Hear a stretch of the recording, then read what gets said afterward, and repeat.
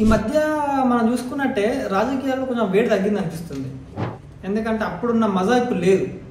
Maybe మరి ఇదే మరి ఇప్పుడు రాజకీయ నాయకులకు కూడా ఇదే ఆలోచన వచ్చిందేమో తెలియదు. కానీ కొంతమంది రాజకీయ నాయకులు వాళ్ళు చేసే కొన్ని పనుల వల్ల మనకి వాళ్ళు వైరల్ అవ్వడమే కాకుండా ఖాళీగా ఉన్న ఎవరైతే మన టైంపాస్కి వీడియోలు చూడాలి కదా, ఏదో ఒకటి చూసి మనం టైంపాస్ చేసుకోవాలి. కాబట్టి మరి వాళ్ళు మన కోసం చేస్తున్నారా లేకపోతే వాళ్ళు చేసినవే వైరల్ అవుతున్నాయో మనకు అర్థం కావట్లేదు.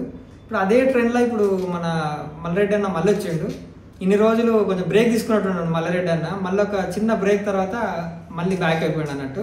ఏంటంటే మొన్ననే అన్నాడు కదా, నాకు ఈ రాజకీయాలు వద్దు, ఈ రాజకీయాలు అన్నీ వదిలేసి నేను ప్రజల్లోకి వచ్చేస్తున్నా, ప్రజల మనిషిని అయిపోతున్నా, రాజకీయాలలో ఉండడం వల్ల నేను కరెక్ట్గా అందరికి సేవ చేయలేకపోతున్నా, కాబట్టి ఈ రాజకీయాలు ఈ లొల్లంతా వదిలేసి హాస్పిటల్స్ అట్లాగే ఇప్పుడు మెడికల్ కాలేజీలోనే నేను మంచిగా చూసుకొని వాటి నుంచి సామాన్య ప్రజలందరికీ కూడా మంచి సేవ చేస్తాయిగా, నాకు ఈ రాజకీయాలు వద్దు అని దండం పెట్టిన మల్లారెడ్డి అన్నే మరి నైట్ నిద్రపోయినాక ఏం గుర్తొచ్చిందో తెలియదు మరి మల్లారెడ్డి అన్నకు.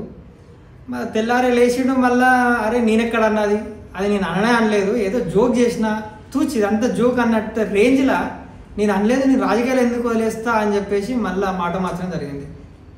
ఏదేమైనా మరి అన్నకు భయం అయిందా లేకపోతే మరి బాధ అయిందా, మరి పాత మిత్రులు ఉన్నారు కదా, ఈ రాజకీయ మిత్రులు మరి నన్ను వదిలేసి మళ్ళీ కొత్త స్నేహితులను వెతుక్కుంటే మరి నాకు నా మిత్రులు కావాలనుకున్నారా, లేకపోతే మరి రాజకీయాలు వదిలేయడం వల్ల మరి నాకు ఏమనుకున్నా మరి అన్నకు రాత్రి ఏం కాలు వచ్చిందో తెలియదు. కానీ తెల్లారా లేచిన మళ్ళీ మాట మారడం జరిగింది. ఎంతున్నా రాజకీయాలకు పోయినామంటే ఈ రాజకీయ నాయకుల మాటలకి ఇట్లుంటాయి, పూటొక మాట అనేది వీళ్ళకు వెన్నతో పెట్టిన విద్య అని చెప్పేసి ప్రజలందరూ కూడా అనుకుంటారు. ఏదేమైనా మన పెద్దసారి ఉన్నప్పుడే రాజకీయాల ఒక మజా అనేది.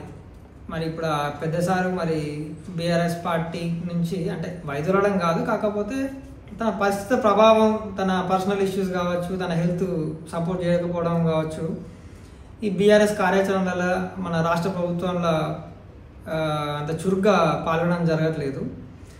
ఇది ఒక రీజన్ అనుకోవచ్చు. ఎందుకనంటే బీఆర్ఎస్ అలియాస్ టీఆర్ఎస్ ఏదైతే పార్టీలో మన పార్టీలో అప్పుడున్న ఊపు కానీ, అప్పుడున్న మజా కానీ, అప్పుడు ఉన్న చురుకుదనం కానీ కనబడట్లేదు మనకు. ఇదే విధంగా పెద్దసారి లేడని చెప్పేసి ఇదే సన్ అనుకున్నారో ఏమో మరి ఈ పార్టీ నాయకులు కూడా వలస విధానాన్ని ఎంచుకోవడం జరుగుతుంది. మరి ఎందుకు, దీనికి కారణాలు ఏంటి అనేది మనకు ఇంకా ఎవరికి తెలియదు.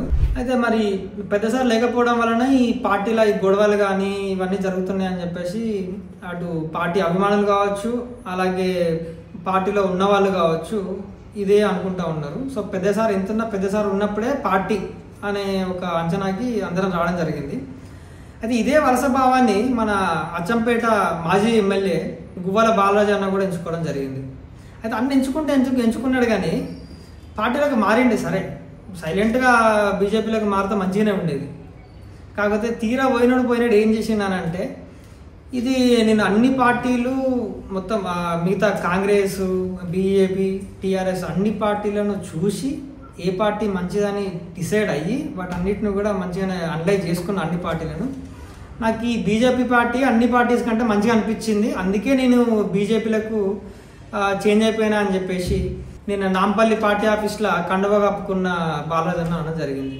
ఈ అన్నన్న మాటలు మాత్రం అన్న వచ్చిన బీఆర్ఎస్ పార్టీతో పాటు మిగతా పార్టీ వర్గాలలో కూడా ఒక రకమైన భయాన్ని క్రియేట్ చేసింది. ఎందుకనంటే నేను ఇన్ని అనలైజ్ చేసుకున్న తర్వాతే బీజేపీ పార్టీలోకి వచ్చిన అన్నాడు. అట్లనే 2023లో 13.9% ఉన్న ఓటర్ల సంఖ్య 2024 వచ్చేసరికి దాదాపు 39% పెరిగింది.